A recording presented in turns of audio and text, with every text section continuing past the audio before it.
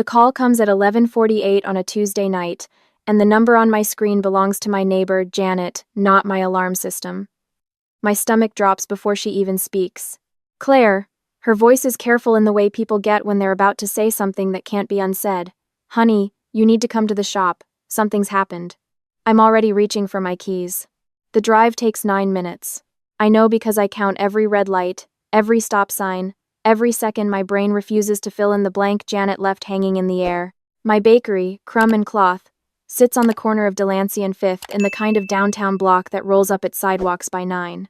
At this hour, there should be nothing but dark windows and empty parking spots. Instead, there's a glow. Not fire. Something worse, in a way. The glow of my display case is smashed open under the streetlights, the warm amber of my interior lights spilling through a front door that swings loose on one hinge. Glass catches the light everywhere, scattered across the sidewalk like something that used to be beautiful. I park crooked and I run. Inside, the smell hits me first.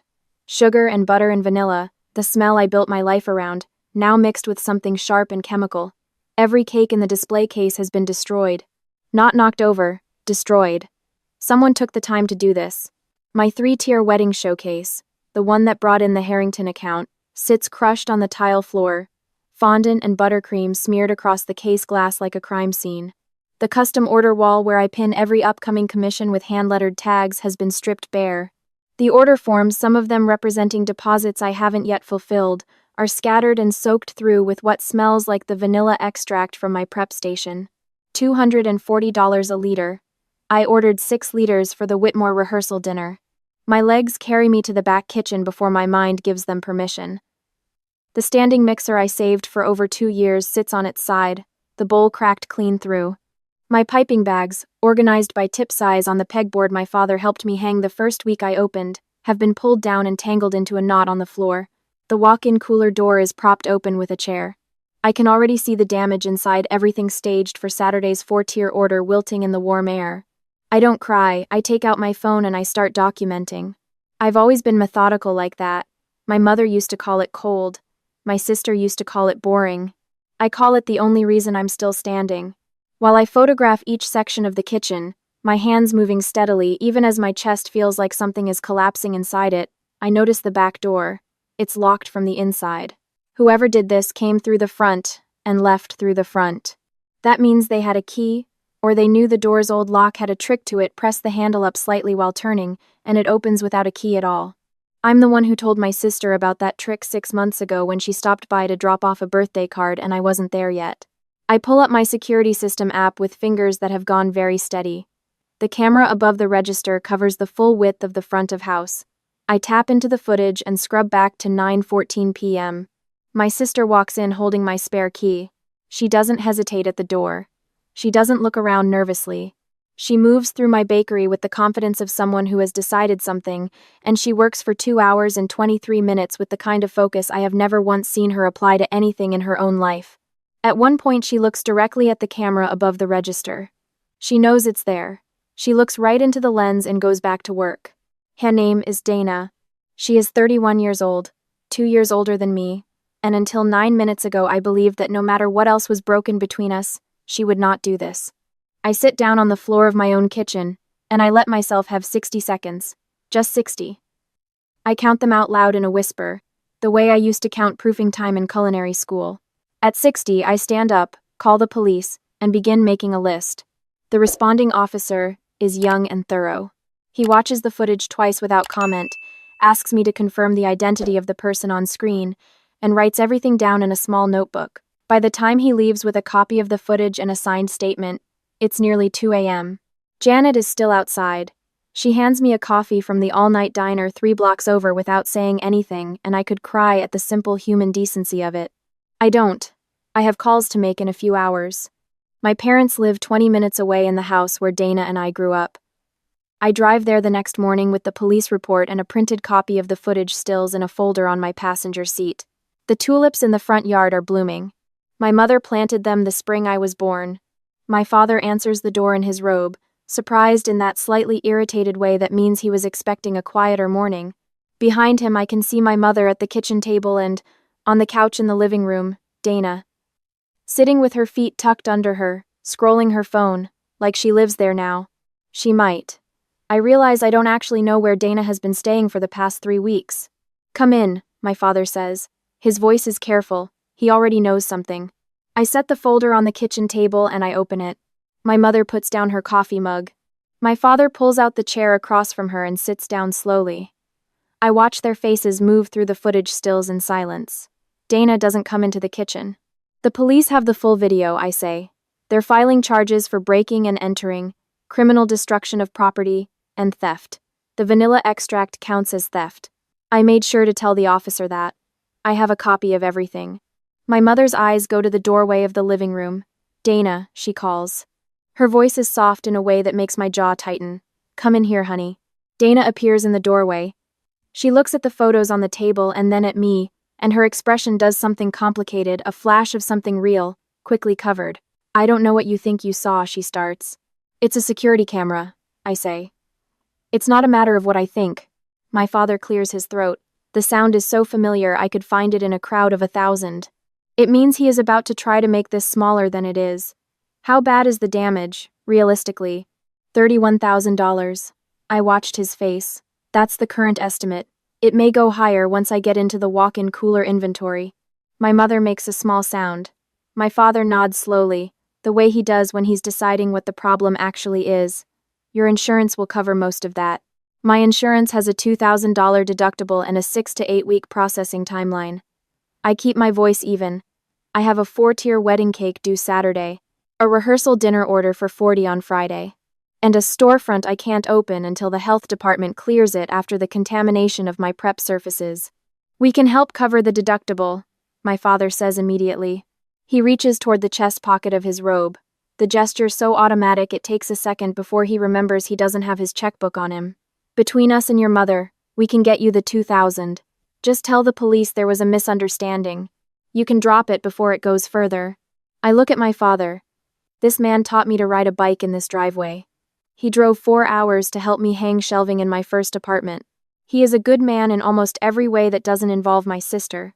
It's not about the $2,000, I say. Then what is it about? Dana's voice comes from the doorway. She has that particular edge in it, the one that means she's been waiting to be angry. You've always had everything handed to you. The loan, the location, I worked 3 jobs for 2 years to qualify for that loan, I say quietly. You were at our parents' house both of those years. I was going through a hard time. I know, and I did know. Dana's divorce at 28 had leveled her in ways none of us fully understood. But I had also sat with her through all of it, the nights she called me from parking lots, the weekends I drove to her apartment with food and company, the Sunday I spent helping her move the last of her things out of a house that stopped being hers. I know you were. That's not what this is about. 3 weeks ago you told me you couldn't give me a job at the bakery, Dana says. Her voice cracks slightly. I needed that job, Claire. You needed a job. I couldn't give you that one. I had said it as gently as I knew how at the time. My profit margins in year 2 didn't allow for an untrained employee in a specialized production kitchen. I had offered to pay for her food handler's certification, to connect her with 2 other local businesses I knew were hiring. She had stopped returning my calls after that. What you did to my shop doesn't have anything to do with needing work. You were there for 2 hours and 23 minutes. That's not anger. That's a decision. The silence that follows is the kind that means everyone in the room knows I'm right. My mother speaks first. She's your sister, she says, as if I've forgotten, as if it's a counter-argument. I know who she is. I pick up the folder. I'm not dropping the charges. My father stands. Claire, think about what this does to the family. Think about what it does to her record. You don't want to be responsible for that. I think about the walk-in cooler, door propped open, 4 days of prep work ruined in the warm air. I think about the Whitmore family, who trusted me with their daughter's rehearsal dinner. I think about the morning I stood in my empty future storefront for the first time, alone at 26, and cried from sheer terrified joy at what I was about to try to build. She made a choice, I say. She gets to live with it. I leave the folder on the table. They have the footage stills. I don't need them to believe me, the court will handle that part. People ask me sometimes how I decided to open a bakery. The honest answer is that I never decided. It just became increasingly obvious that it was the only thing I was going to do. I started baking seriously at 14, during the year my parents' marriage went sideways and then slowly righted itself. The kitchen was the one room in the house where no one fought, so I lived in it. I taught myself from library books and YouTube videos and a lot of ruined batches of things. By 16, I was making birthday cakes for family friends and charging $40. By 18, I had a waiting list. My parents were proud of me in the way people are proud of a party trick. My father showed off my cakes at his office events and my mother brought my brownies to every PTA meeting. But when I told them at 17 that I wanted to apply to culinary school, my father said that wasn't a career path and my mother said something about job security that I've mostly forgotten. Dana, who was already in college by then, texted me a series of laughing emojis when I told her. I applied anyway. I got in anyway. I took out loans my parents said were a mistake and I went, and I worked in professional kitchens from age 20 to 24, and at 26 I opened Crumb and Cloth with a small business loan, a second-hand commercial mixer, and a 10-year lease on a corner storefront that smelled like the previous tenant's cigarettes for the first 6 months. Dana came to the opening. She hugged me and drank the complimentary champagne and told me it looked amazing. She meant it, I know she did. Whatever happened to us happened after that, slowly, in the accumulation of small resentments I didn't know were building until they were already a wall. When her divorce happened, I showed up. When she lost her apartment, I offered my couch for 2 months. When she asked to borrow money twice, I gave it both times without making her feel small about it. The third time I said gently that I was stretched thin with the business and she stopped asking and also, mostly, stopped calling. My parents filled in the gap. Dana moved back into the house at 30. And the next time I sat at their kitchen table for Sunday dinner, the air in the room had a different quality, like everyone was sorting themselves into sides, and nobody was telling me the sides had changed.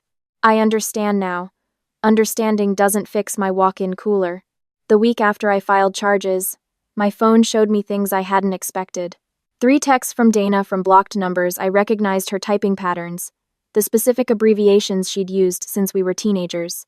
2 one-star reviews posted to my business page within an hour of each other, both mentioning my unprofessional attitude toward family, which is not a thing any genuine customer would say. A call from my mother's friend Patricia suggesting we talk, which I declined politely and documented. And then the other things. A call from the Whitmore family saying they'd heard what happened and they were not going anywhere, that my reputation was the reason they booked me and that hadn't changed. A message from the woman who runs the florist 2 doors down, offering her commercial refrigerator for staging until mine was repaired. A text from my culinary school mentor, a woman named Ruth who runs a catering operation out of the next county and takes exactly no nonsense from anyone.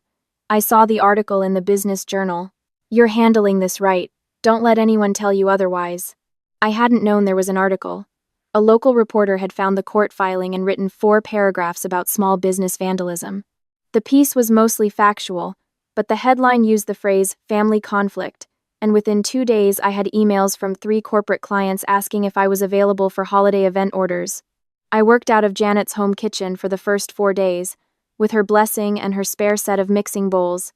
I fulfilled the Whitmore rehearsal dinner from their 40 individual dessert cups, and a 6-layer naked cake that I drove to the venue myself at 6 a.m. in the back of my hatchback, running on 3 hours of sleep and adrenaline that I have learned over years to treat like currency.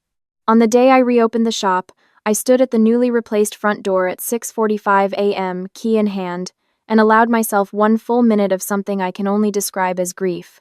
For the version of this place that existed before.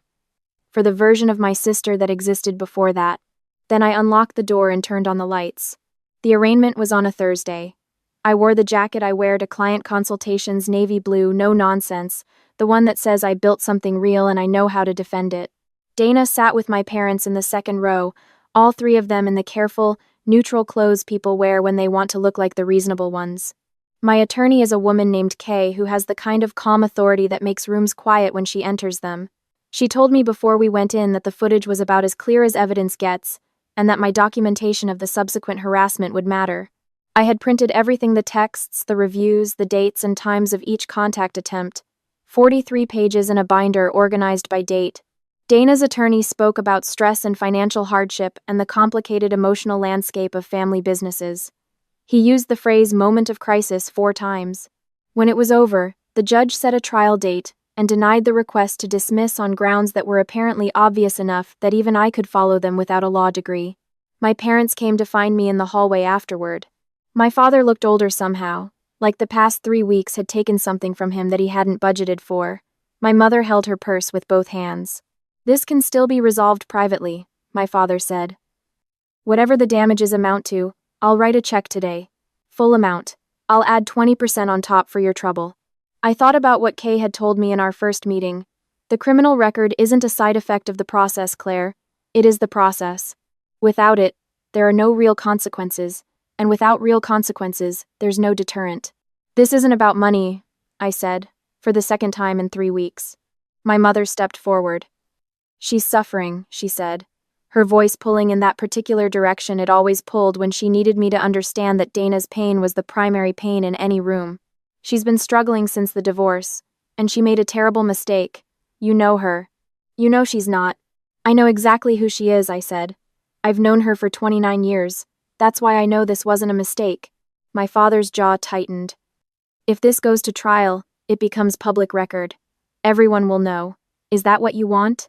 "What I want," I said carefully, "is for Dana to understand that what she did has consequences that aren't mine to absorb." I looked at my mother. "And I want you both to understand that protecting her from those consequences is part of how we got here." I walked out into the afternoon light. Kay fell into step beside me without comment. I was 11 the first time I entered a baking contest. The County Fair Junior Division Lemon Pound Cake. I remember standing at the table while the judges worked their way down the row of entries, telling myself to look casual, to not care so much, because caring that much and losing felt like something I couldn't survive. I came in second. The girl who won had a mother who was a professional pastry chef and had clearly helped considerably with the entry. I went home and cried in my room for 20 minutes. Then I got out my notebook and wrote down every note I had on what I would do differently next year. First place, junior division. The following year. The year after that. I think about that a lot now, the notebook, the notes, the decision at 11 years old to treat losing as data rather than verdict. I think my sister never learned to do that. I think somewhere along the way Dana came to believe that the difference between her life and the lives of people who had more was luck, or favoritism, or the specific cruelty of a universe that handed things to some people and not others. I don't think she ever considered that the notebook was the difference, that the extra jobs were the difference, that caring so much you couldn't sleep was the difference. I don't think she's a bad person. I think she's someone who looked at what I built and felt something so enormous that it swallowed her whole, and instead of sitting with that feeling, she walked into my shop at 9:14 on a Tuesday night and chose the one action that would make her pain feel like something I had caused. I understand that. Understanding it doesn't make it survivable to me. Both things are true at once. The trial, when it came, was 2 days and remarkably without drama. The footage did the work. Dana's attorney made a competent argument about diminished emotional capacity. Kay presented 43 pages of documented post-incident harassment and asked the court to consider the pattern rather than the single event. My parents sat in the same row as before. I testified for 40 minutes and kept my voice level throughout. The judgment was full restitution, $31,400 mandatory counseling, and a permanent restraining order at my request. No jail time, which the comments on the local news article about it would spend considerable energy being upset about. I understood that frustration. I also understood that the restraining order and the criminal record were the parts that would actually change Dana's daily life, which was what mattered to me, not punishment, alteration of behavior. The judge used almost exactly those words in the ruling, which I've thought about many times since. Dana looked at me once as they left the courtroom. I don't have a clean way to describe what was in that look. There was anger in it, still.